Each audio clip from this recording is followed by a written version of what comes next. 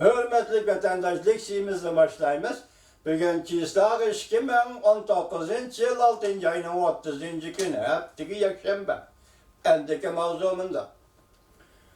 Amerika Koşmuş Ştatları Devlet Meclisi Keneş Palatası'nın azaları Prezident Trump hükümetine xat yazıp, haydakçılık kılıp, Şincan Müslümanlarının kişilik hukukunu depşendi kılgan cöngo əməldarlarını imbargo kılışını talep kıldı. Mavzulu haber 6. ayının 29.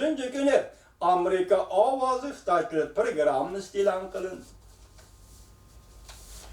Üç sefer prezident namzatı bulup yüzünü körsetken ve saylanma katlaşkan senatörleri öz işçi kalgan halda 7 neferi senatör 6. ayının 27. günü Prezident Trump birleşme imzalı xat yazıp Prezident Trump hükümetinin Cumhur'un Şincan'da müstemlike Uyguristan'da Uygurlarını zor külemde nezarband kılıp horlaş bilen kişilik hukukunu depşendi kılışı devamlı imbargo yürgüzüşünü haydakçılık kıl.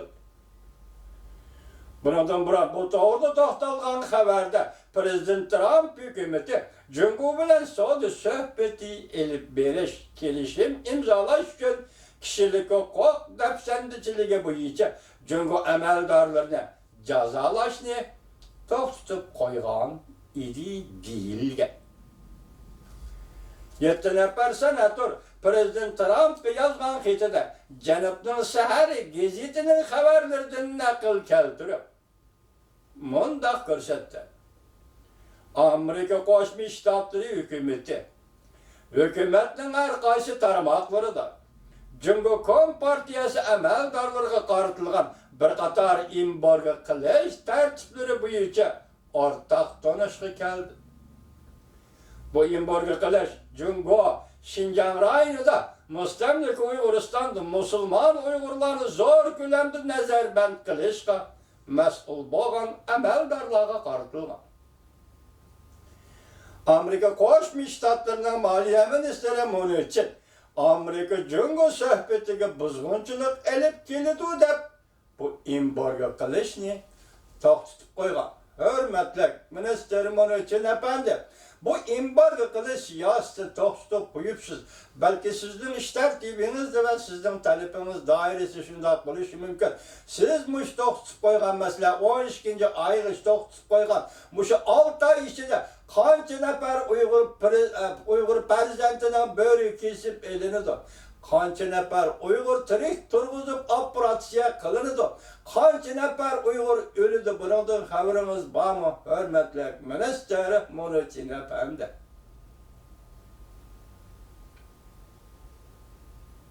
Kurat qo'ng'izlarning o'lishini mi?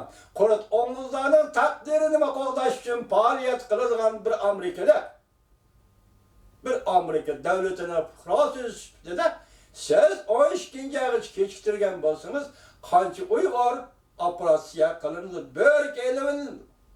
Qancha Uyg'ur mush yo'lda qurbon bo'ldi. Buning uchun efendim o'ylab ko'rdingizmi? Xabarimizning davomi imzalı xat yana mundaq tilgalindi. New York Vaqt gazeti xabar qilib mundaq deydi. Amerika Moliya Ministrligi 12. aygacha orqaga tortib imbargo qilishni muhokama qilamiz. Ham yana Filmborg agentligining xabarlaridan naql edib mundaq ko'rsatdi imzalı yozilgan xatda. Prezident Trump şirketten aralaştı. Muavin Prezident Mike Pence'nin aslında Cumhur'un kişilik hukukunu depşendi kılışlarını ve dini itikat erkinliğini çekleşlerini tenkit kılıdığın nutkunumu sözleşini keçiktirdi. 7 nefer senatör birleşip Prezident Trump yazgan xitini mundaq ko'rsatdi. Agar xabarlar rostli bo'ladigan bo'lsa, vaziyatning og'irligini hisobga olganda bu matbuotlarning xabarlari kishilarni bearam qilib o'tadi.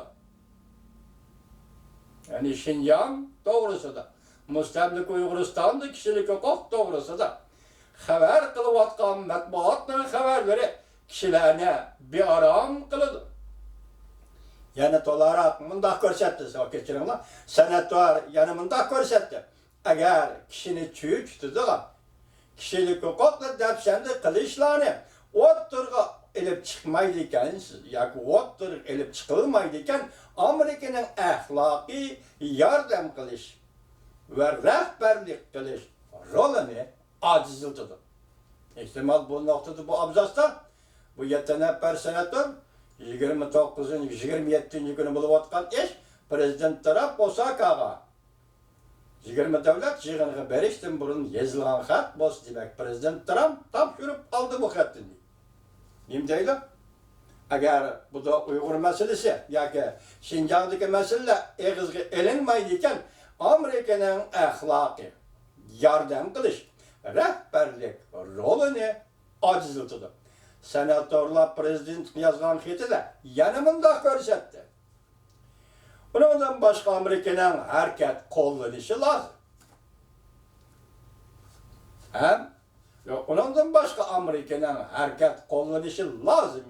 Lakin hareket kullanış kam oldu.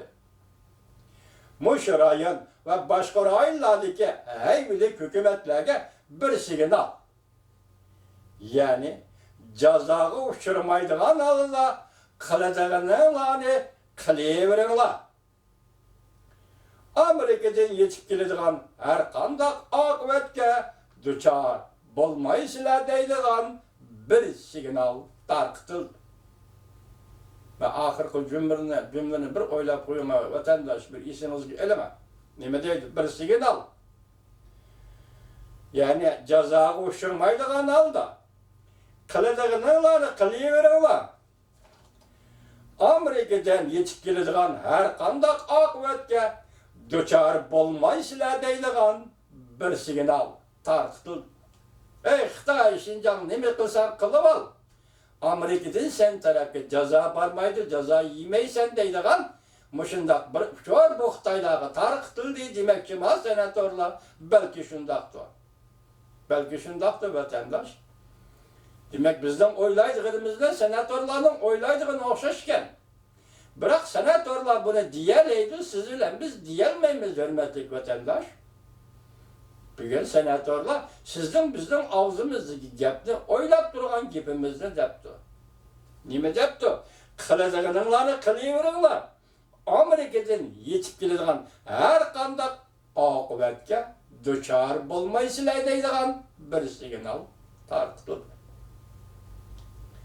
Senatorlar prezident Trump hükümetiga haydakchilik qilib, nəhayət tezlik bilan mustaqil harakat qo'llanib, xiloflik qilguvchilarning mas'uliyatini so'rashdi qilib, kishilik huquqni qo'g'dishinglar kerak deyildi.